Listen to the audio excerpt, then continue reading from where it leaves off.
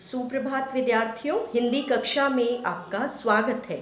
पिछले कालांश में हमने चिट्ठियों की अनूठी दुनिया पाठ का सार समझा और आज हम इस कालांश में उस पाठ पर आधारित प्रश्नोत्तर करेंगे। लेकिन प्रश्नोत्तर समझने से पूर्व आइए पाठ के मुख्य बिंदुओं पर एक बार पुनः चर्चा कर लें।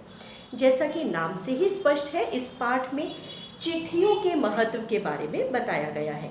आप लोगों को हैरानी हो सकती है कि आज के आधुनिक युग में जब हमारे पास संचार के इतने साधन उपलब्ध हैं तो चिट्ठियों का क्या महत्व है। जैसा कि आपको बताया गया था, आज भी प्रतिदिन लगभग 4.5 करोड़ चिट्ठियां डाक विभाग द्वारा पहुंचाई जाती है। माना कि ये पारिवारिक पत्र नहीं है, लेकिन व्यापारिक पत्रों की संख्या बढ़ी है। इसके अलावा पाठ में बताया गया है डाक विभाग की साख के विषय में। साख कहा जाता है बेटा प्रसिद्धि को। डाक विभाग अपने कार्य को सुचारू रूप से करने के लिए जाना जाता है। दूर दराज के इलाके जहां पर मोबाइल की सुविधाएं नहीं है, वहां भी डाकिया पहुंचता है। डाकिये द्वारा मनी ऑर्डर द्वारा रुपए पैसे भेजे जाते हैं। इसके अलावा डाक विभाग ने पत्र लेखन की कला को विकसित करने के लिए स्कूली पाठ्यक्रमों में तो हमारे पत्र लेखन को शामिल करवाया ही।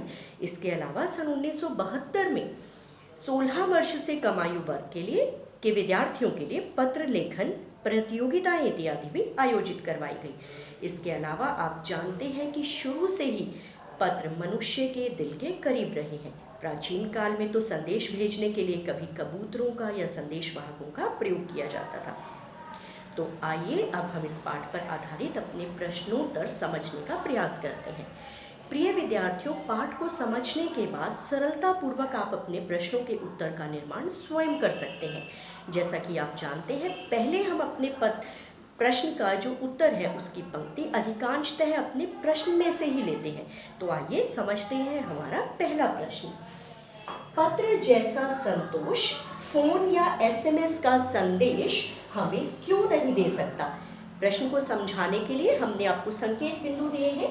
पत्र सावधानी पूर्वक व दिल से लिखे जाते हैं और इसमें अनावश्यक बातें नहीं लिखी जाती। आइए अब हम अपने उत्तर का निर्माण करते हैं।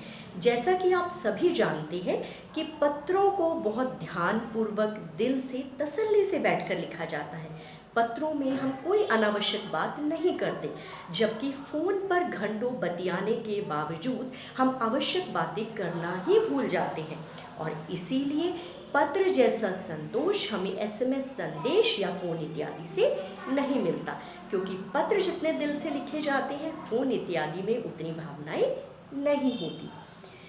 आप इस प्रश्न का उत्तर अपनी भाषा में भी लिख सकते हैं, तो कोशिश कीजिए कि आप अपने उत्तर का निर्माण स्वयं के शब्दों में करें। तो आइए अब समझते हैं अगला प्रश्न।